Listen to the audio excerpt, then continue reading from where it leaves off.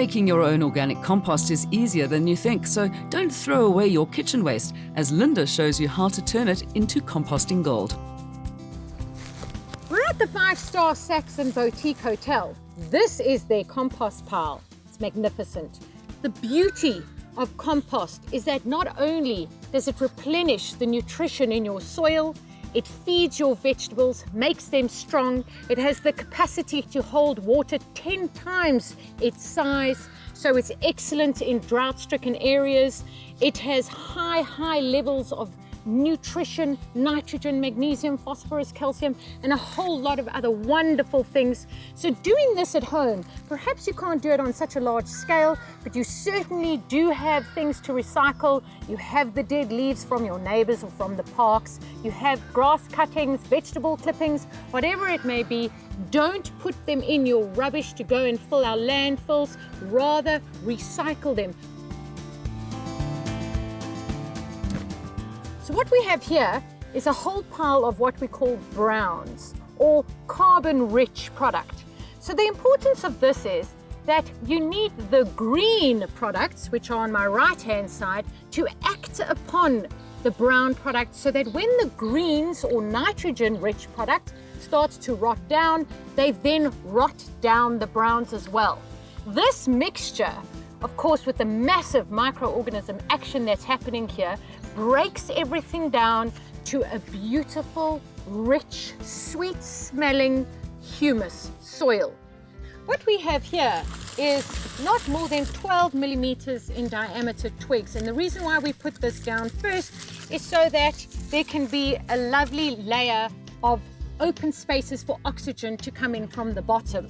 Now don't be fooled, I'm really just concentrating on a very small area. The size you will need minimum is 2 square meters, and the height you'll need to go to minimum is 1.5 meters. You'll land up with about half of that in actual compost. So you start off with your browns, a 20 centimeter layer.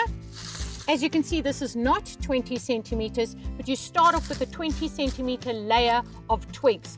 After that, it's a good idea to start layering your greens. Now greens, you only need 10 centimeters. What we have here is some delicious vegetable peels from your kitchen. So we'll layer this on top, quite easy. We move again to our browns, and there is nothing better than a pile of dried leaves. Once again, to reiterate, it's 20 centimeters of browns over your 10 centimeters of greens. So let's pile that up. You can, of course, mix your browns. There's nothing wrong with that, as you can your greens. So why don't we take some torn up newspaper and add it? It's always a good idea to keep your newspaper or your twigs or anything large to a smaller surface area so that it breaks down quicker, because that's what you want. You want compost to break down as quickly as possible. Mix it up a bit. Let's go back to our greens. Here we have some gorgeous fresh cut grass. Look at that, wonderful. 10 centimeters of that. Now, what I have here is something else fabulous. This is worm vermicast. And this, even though it is brown in color, it is a green. What that means is it's full of life. It's got lots of nitrogen, lots of things that are going to help the process of decomposition. So we can just sprinkle a layer on top of what we've already got here as greens to add into our greens. Don't overdo your greens. Your greens, once they start rotting down, if they don't have enough browns to compensate the rotting down process and mix through, what will happen is you'll get a stinky, soggy mess. You don't want that, and you don't want your neighbors complaining. Let's go back to our browns over here. Some dried straw. We can have some torn up egg boxes. It's a lot of fun, really, you know. These things are really valuable. Right, so then we can add more of these beautiful vegetable pieces. Let's pretend our pile is 1.5 meters high, and we're going to finish things off now.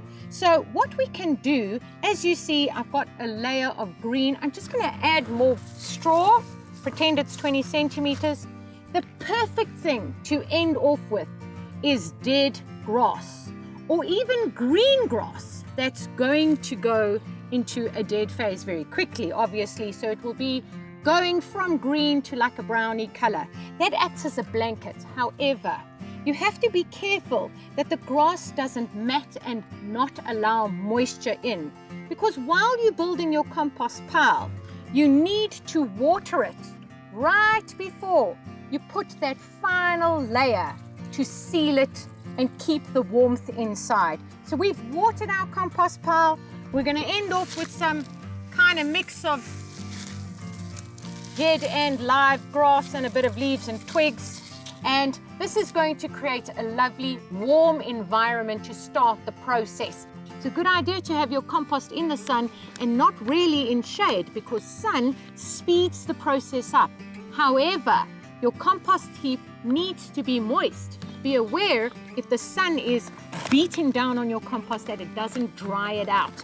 So we're going to put this plastic over.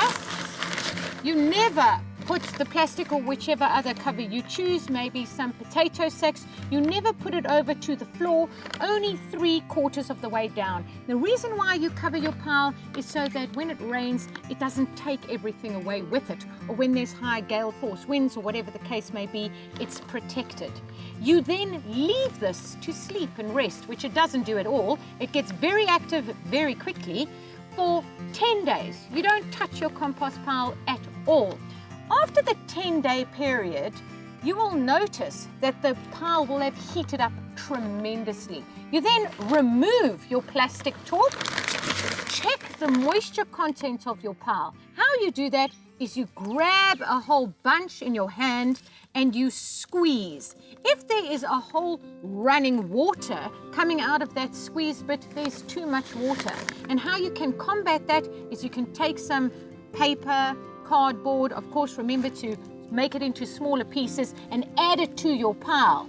At this stage, after the 10 days, once you've checked the moisture, if it's too wet, you can add more browns, paper. If it's too dry, you have to water it again. But before you water it, you get a pitchfork and you toss it like a salad. You then mix it all up so it can start and reactivate that wonderful decomposition process. Now, there are some things called compost activators. And basically, what those do is they encourage the microorganism action and speed up the decomposition. And one of those wonderful things are comfrey. This is considered a weed, but a more valuable weed than this you cannot have in your garden. You can just take these leaves, tear them up, and throw them in your pile.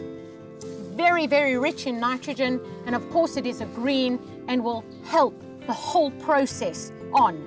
Once you've mixed your heap up, so let's demonstrate that very briefly, you then check your water. If you need more, add more, and then close the pile up once again and leave for 7 days.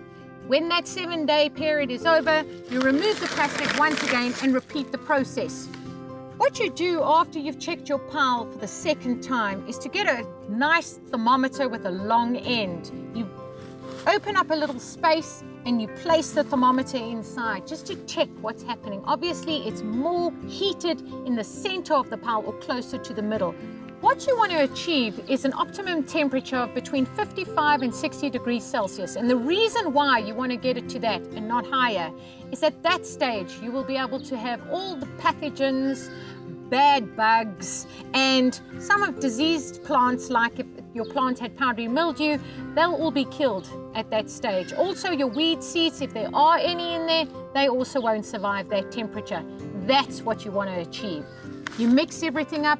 Don't add any more stuff at this stage. Just mix everything up, check your water content, close the pile. You do this for another 2 times, and then you just leave it to let it do what it needs to do. And you will have your wonderful compost in approximately 3 to 4 months. In winter, remember, things slow down dramatically, so it may be a little bit longer than that.